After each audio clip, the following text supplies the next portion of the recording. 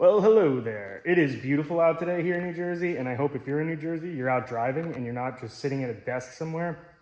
And if you are, don't worry. I have to work today too. I'm doing a bunch of running around and craziness and shipping and all that fun stuff that's not actually fun. But anyway, last video, we did a breakdown on the cost of building a Time Attack Integra anyway. I can't speak on behalf of any other car, but I think you can get a good idea that it's expensive.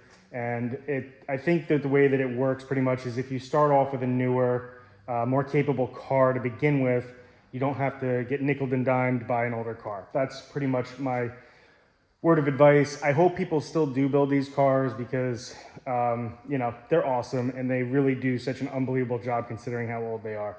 But we're getting some new stuff and, you know, we're going to be making changes to the Time Attack car, which is obviously raising the cost of mine way up. But I wanted to share this with you guys because I'm super excited, and some of the running around I got to do today is because of race car stuff. So let's go.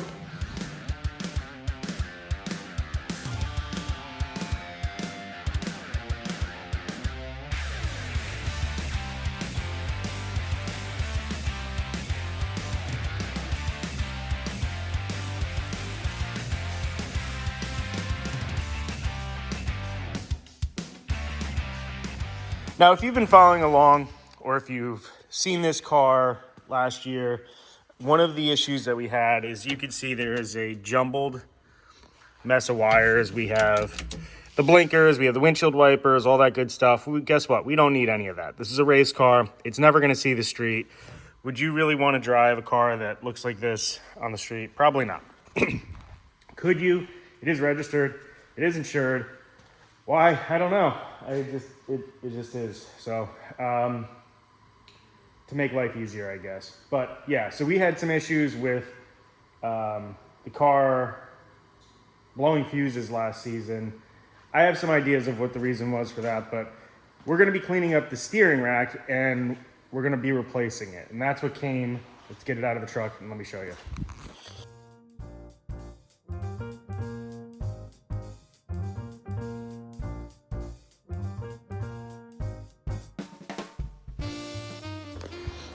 So far this off season, we've changed out the wing, we've built the transmission, and we're changing the front end of the car. So aero's been addressed, the wing has been addressed. Oh, we've changed out the coilovers, that's been addressed, and we're still gonna be replacing a couple of the other suspension pieces, which I'm gonna show you today. One of the largest upgrades, I can say, or the most exciting upgrades for me this season is this part that we just got.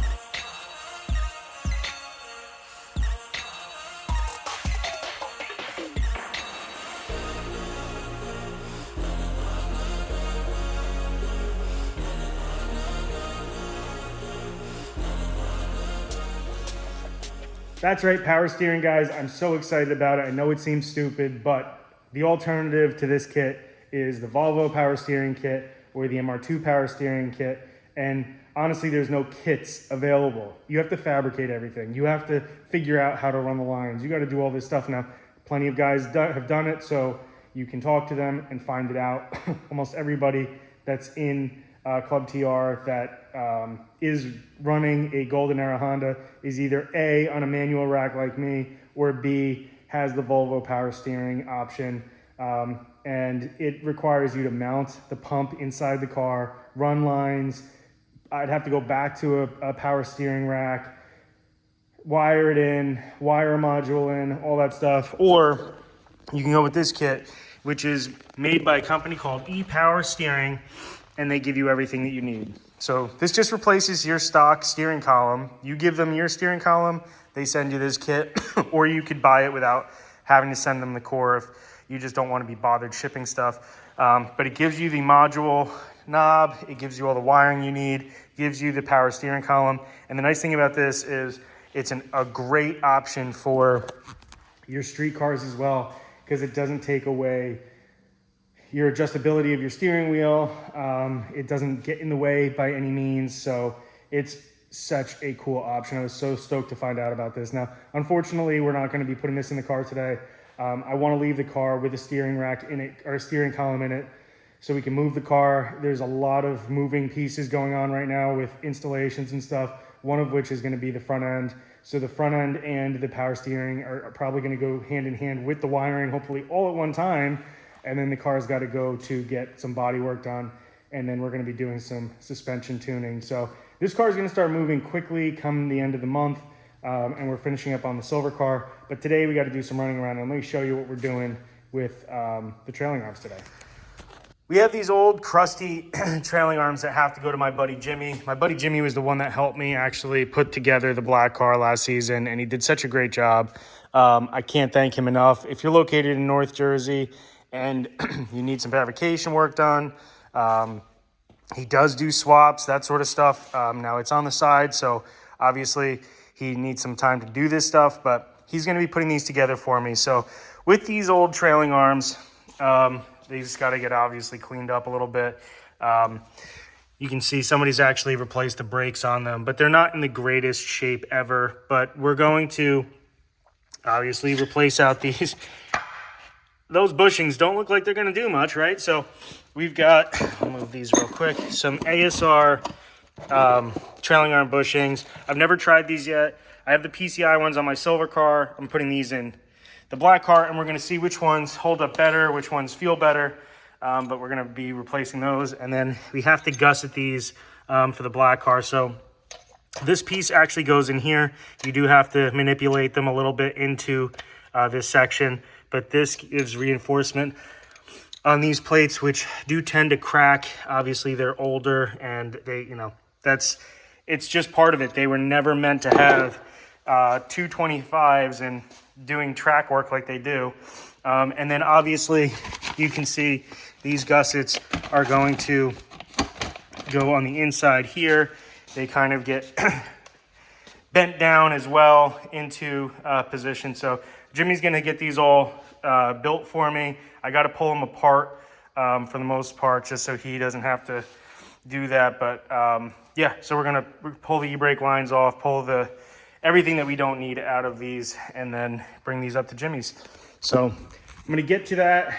I didn't want to make a crazy long video today, but I really wanted to showcase this Epowersteering kit because I just think that it's so awesome that there's a company out there making a solution for people for street cars that are K-swapping or just want a nice option to delete their power steering out of the car to go with a lighter weight assist version, if you will. And it's really awesome. So like I said, we're chipping away. Every day I'm trying to get something accomplished, whether it is, bringing something to get fabricated, trying to order a piece that we need, make an appointment for something that I can't do myself, and then coming up with a plan to finish this car in time for CMP.